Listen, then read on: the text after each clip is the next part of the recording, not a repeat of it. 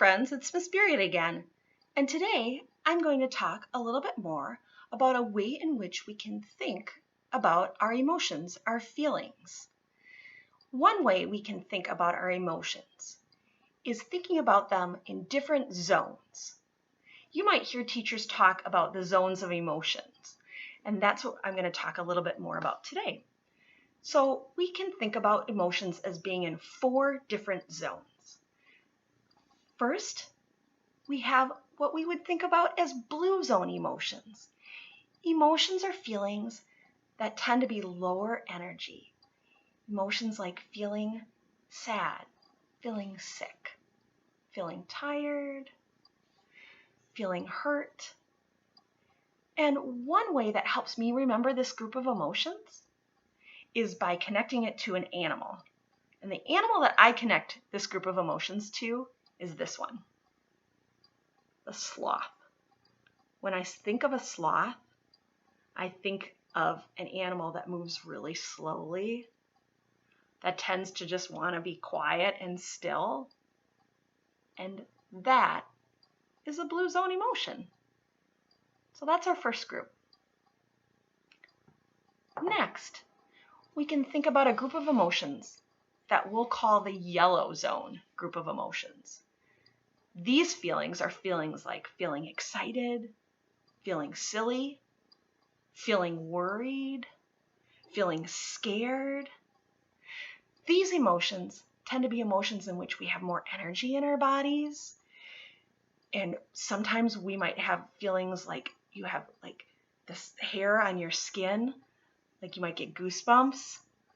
You might feel kind of wiggly, and the need to move around might be harder to settle your body down and do something that requires you to be still and focused. And the animal that I associate with this group of emotions is this one, a monkey. When I think about a monkey, I think about an animal that's always moving, right? It's thinking and moving and wiggling, and it is hard to be still and focused when you're feeling in the yellow zone. The next group of emotions is a group that we're going to call the green zone. In the green zone are emotions such as feeling happy, feeling ready to learn, focused, proud, calm. And the animal I think of when I think of this group of emotions is the elephant. I think of the elephant because elephants are known as being very cooperative animals, and animals that think and plan before they do, animals that use their memory to make choices. And when we're in the green zone, we're oftentimes able to think and plan what we want to do next. It's easier for us to learn new things. Our bodies are quieter, and that's what those feelings in the green zone tend to feel like. Our last group of emotions are a group that we're going to refer to as the red zone. Now, the red zone group of emotions are emotions in which we tend to have very big feelings in our bodies. Big feelings that may be hard to know kind of how to let out, how to release in a safe way. The animal that comes to my mind when I think of red zone emotions is the rhinoceros, because emotions associated with the red zone are things like feeling angry, terrified, out of control, mean. Those are red zone emotions. And the rhinoceros with its horn and with its desire to move quickly and sometimes do that without having an opportunity to think first, that makes me think of red zone emotions. So those are our 4 groups.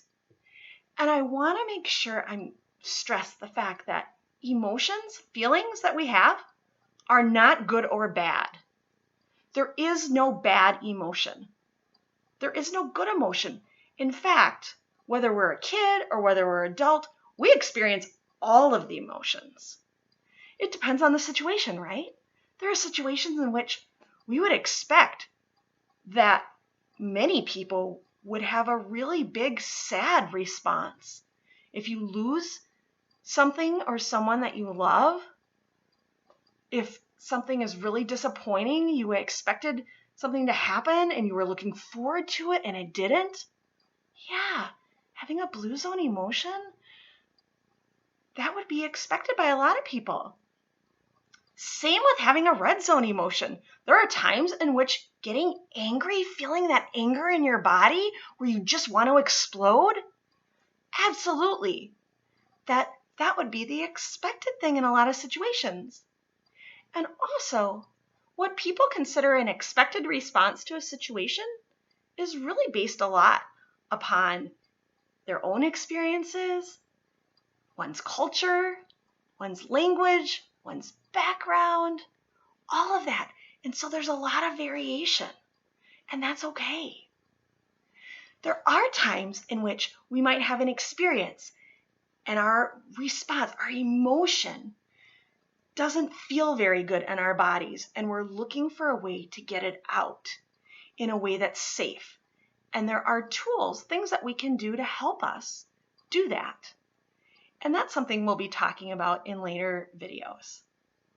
But whether or not we have experiences of feeling great sadness, or times in which we feel really proud and good, other times in which we feel extremely frustrated or angry, that's part of being human.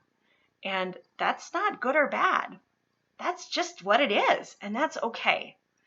So I hope by thinking about our emotions in zones, blue zone, yellow zone, green zone, and red zone, it'll help us to have some common language to then talk about how are we feeling?